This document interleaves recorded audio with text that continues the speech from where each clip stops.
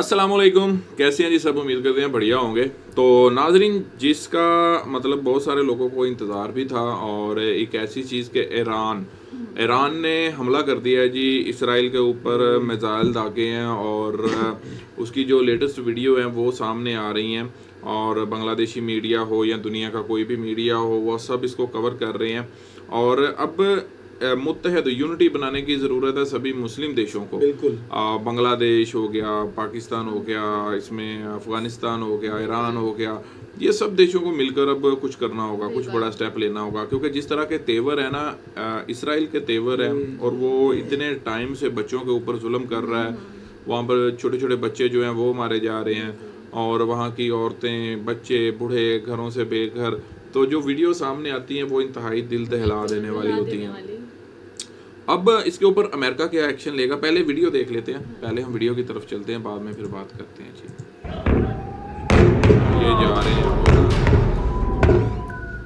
না কোনো কিছুতেই আটকে রাখা গেল না অপ্রতিরোধ ইরানকে।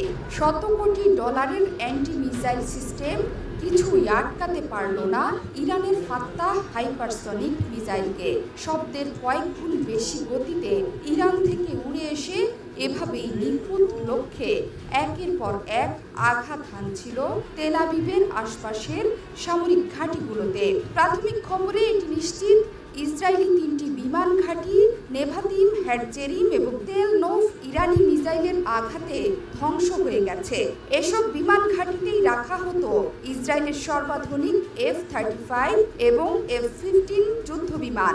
যদি এই খবর সত্যি হয় তবে তা হবে ইসরায়েলের সামরিক ইতিহাসে সবচেয়ে বড় আঘাত। অন্যদিকে ধ্বংস হওয়া এসব বিমান ঘাঁটি থেকে ফিলিস্তিন এবং লেবাননের নিরীহ মানুষের ওপর বিমান হামলা করত ইসরায়েল। ইরান এই অভিযানের নাম দিয়েছে অপারেশন ট্রু প্রমিস 2।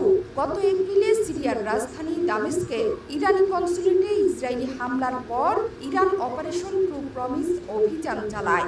এরপর সময় গড়িয়েছে বেশ খানিকটা। ইসরায়েলের পাপ আরও অনেক জমেছে। তারা একে একে হত্যা করেছে হামাস প্রধান ইসমাইল হানিয়া, হিজবুল্লাহ প্রধান হাসান নাসরুল্লাহ সহ বহু প্রতিরোধ যোদ্ধা এবং হাজার হাজার নিরীহ মানুষকে।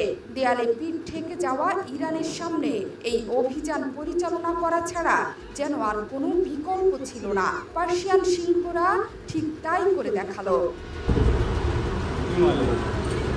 এখন পর্যন্ত পাওয়া প্রাথমিক তথ্যে জানা গেছে তেল আবিবের আশপাশে অবস্থিত 3টি সামরিক ঘাঁটিতে ইরানের 200-রও বেশি হাইপারসনিক মিসাইল আঘাত করেছে।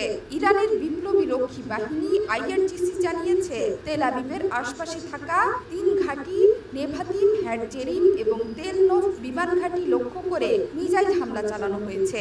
এর মধ্যে নেভাতিম বিমান ঘাঁটিতে রাখা হতো সর্বাধুনিক F-35 যুদ্ধ বিমান। অন্যদিকে হ্যাটজেরিম ঘাঁটিতে ছিল F-15 যুদ্ধ বিমান। এসব বিমান দিয়েই হিজবুল্লাহ প্রধান হাসান নাসরুল্লাহকে হত্যার জন্য বোমা হামলা চালানো হয়েছিল। ইরানি ক্ষেপণাস্ত্র হামলার সময় ইসরায়েলের বেন গুরিয়ন বিমানবন্দরের সব ফ্লাইট বাতিল করা হয়েছে। ইসরায়েলের বিমান চলাচল কর্তৃপক্ষ জানিয়েছে দেশের আকাশসীমা বন্ধ রাখা হয়েছে এবং ফ্লাইটগুলো বিকল্প গন্তব্যে পুনর্নির্দেশ করা হয়েছে। একই সঙ্গে জর্ডান ও ইরাকও সাময়িকভাবে তাদের আকাশসীমা বন্ধ ঘোষণা করেছে। IRGC দাবি করেছে ইরান থেকে ছোড়া 90% ক্ষেপণাস্ত্র সফলভাবে অধিকৃত অঞ্চলে তাদের লক্ষ্যবস্তুতে আঘাত করেছে।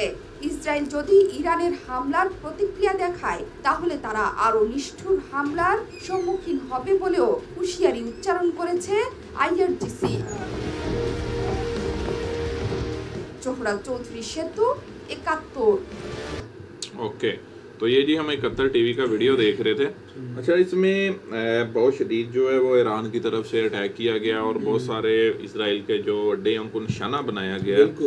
और अब इसराइल ने जो है वो अपनी फ़िज़ाई हदूद तमाम किस्म की परवाज़ों के लिए बंद कर दी और उसके साथ साथ दूसरे कुछ जो वस्ती एशिया के मतलब ममालिक हैं उनको भी बंद करना पड़ा। अच्छा, एक चीज़ है कि जब आप निशाना बना रहे थे, जब इसराइल जो है वो ईरान के लोगों को, उनके जो सरबराह हैं उनको, जैसे कि हिज़्बुल्लाह हो गए और दूसरे, उनको निशाना बना रहा था, तो तब इसका रिस्पांस तो डेफिनेटली ईरान की तरफ से उनको मिलना ही था बिल्कुल। और अब देखिए कि जो भी डिफेंस सिस्टम है ईरान का, उसका अपना इसराइल का, वो फेल हो चुका है और पूरे तरीके से अड्डे जो हैं वो जिन अड्डों को निशाना बनाया गया वो तबाह बर्बाद कर दिए हैं। और अच्छा, यहाँ पर वैसे अब ये भी चाहिए कि जितने भी मुस्लिम ममालिक हैं वो ईरान के साथ होके अब एक्चुअली यही तो यूनिटी नहीं है ना, एक्चुअली यही यूनिटी नहीं है। और अब बहुत सारे अब हमारे ममालिक ही बोलेंगे कि नहीं होना चाहिए, ऐसे नहीं होना चाहिए, और अब कब तक आप देखते रहोगे बच्चों को वहाँ पे। लेकिन ये है कि वार सोल्यूशन तो नहीं है, लेकिन जब एक कंट्री जो है वो हल बाज ही ना आ रहा हो, इसराइल जैसा जो देश है, वो कहते हैं ना यहूदी कभी भी आपके दोस्त नहीं हो सकते। तो ये इन लोगों ने सुधरना ऐसे ही है कि जब इनको जो है वो सबक सिखाया जाएगा।